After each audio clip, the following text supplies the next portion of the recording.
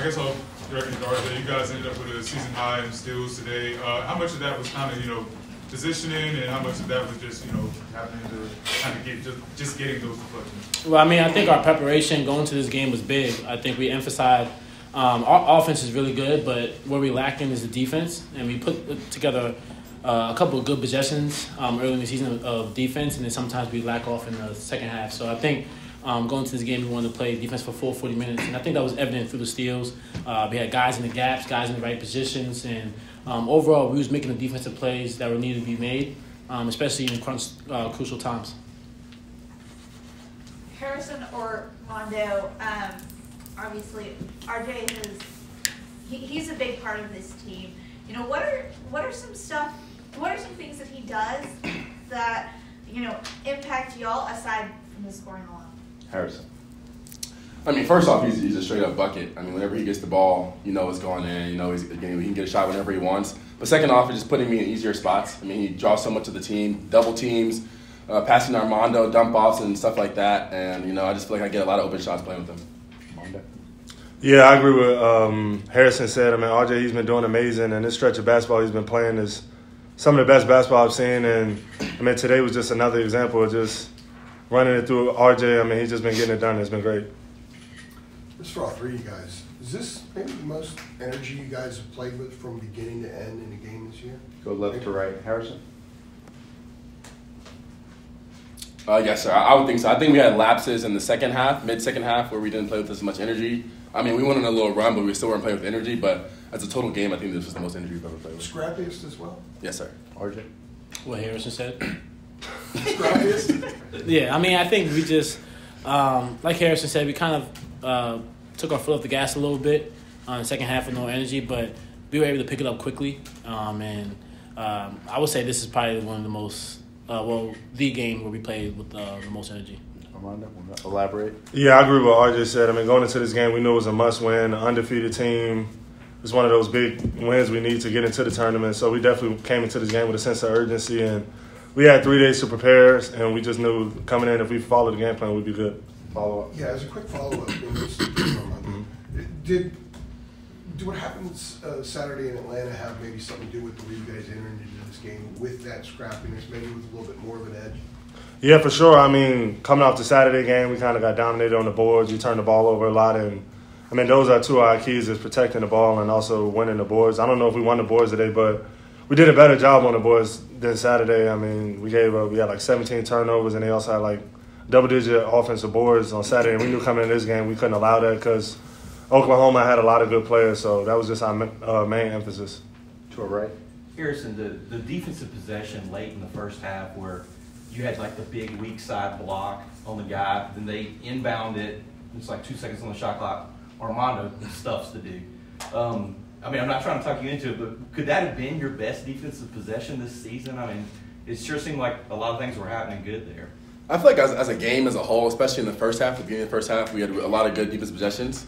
I mean, we came in with a really good game plan. We knew that their main stuff is getting to the paint, so we packed in the paint. We were extra help, and we knew that at the end of the day, we'll live with them making threes. So, I mean, I would say that's a good defensive possession, but the whole first half, I feel like we played really good defense. Second row left. Yeah, so RJ, I know you were, kind of noticeably snubbed from the preseason All-ACC team. Is that something that you kind of use to motivate you? I mean, you kind of, 7 straight games with 20-plus points. I mean, it seems like you're playing with the chip on your shoulder.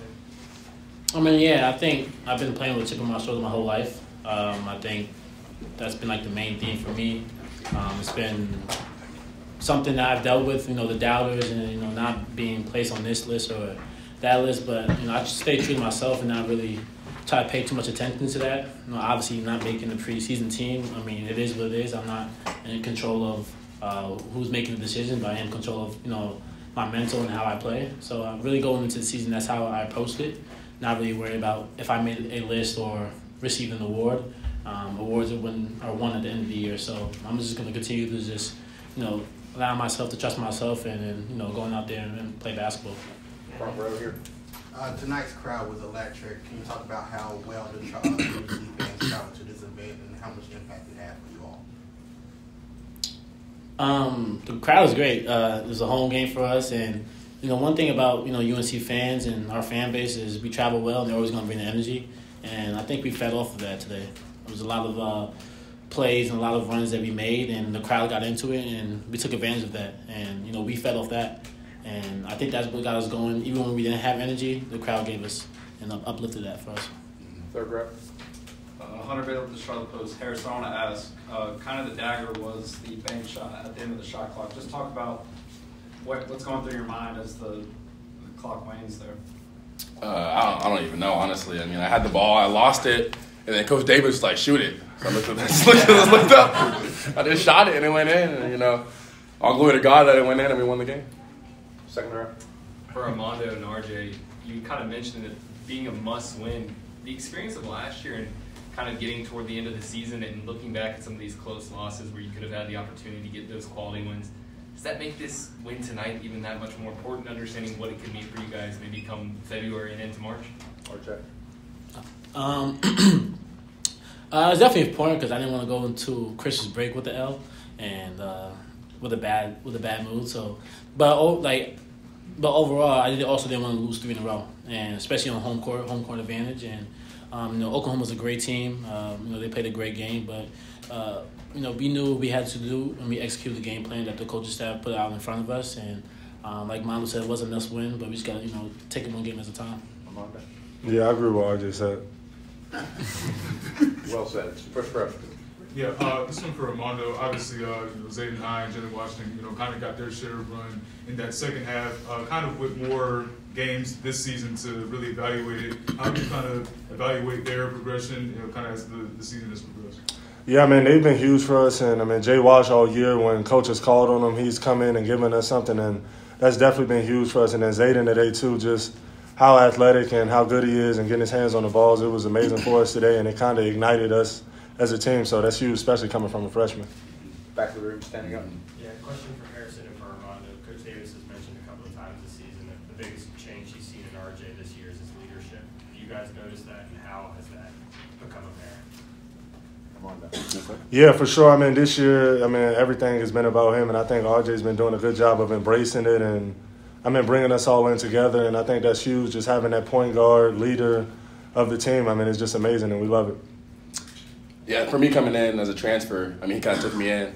I've become really, really close friends since I've gotten here. I hang out with him all the time. But this off the court, he's a great guy. And then on the court, we work out every single morning, every single day. We get shots up, and that whenever you have a point guard like this who can get a bucket, can play defense, can also pass the ball, you're in good hands. Front row. Yeah, Armando, you picked up your first foul with 6.5 minutes left in the game. But the other two bigs that you were mostly banging, I think at that time had 9. What was the thinking going in, that knowing that you can draw those fouls, but do so without committing fouls yourself? Yeah, that's always a point of emphasis for us. We want to get the opposing team big man in foul trouble because that allows them to play smaller and allows us to get more offensive rebounds and take advantage of the paint game. So going into this game, I knew they had 2 good bigs, and I definitely want to get physical and try to create space and just kind of create problems down low. And luckily, the whistle went my way today, and we got them in foul trouble, and I think that definitely helped us. Last one for the players. Armando, you stepped out for the 3 and was all net. Was that, you've hit them before, but was that possibly the most consequential one you think you've hit in the game? And did you hear anything from the crowd? Because you got kind of close to them when you ran back down. Yeah, Coach might not like this, but I said to myself today I was going to hit a 3. So so I made sure I popped on that corner and got one up. And I shot it confidently, so I knew I was going to make it. Anyone say anything to you on the way back? Nah, everybody was clapping. I saw the coaches. They was like, oh, at first, and then they clapped when I made it. So I'll take it. I usually shoot from the top of the key, so the corner one, that was the first. All right, thanks, guys. Thank you. Appreciate it, guys. Coach gets the last word.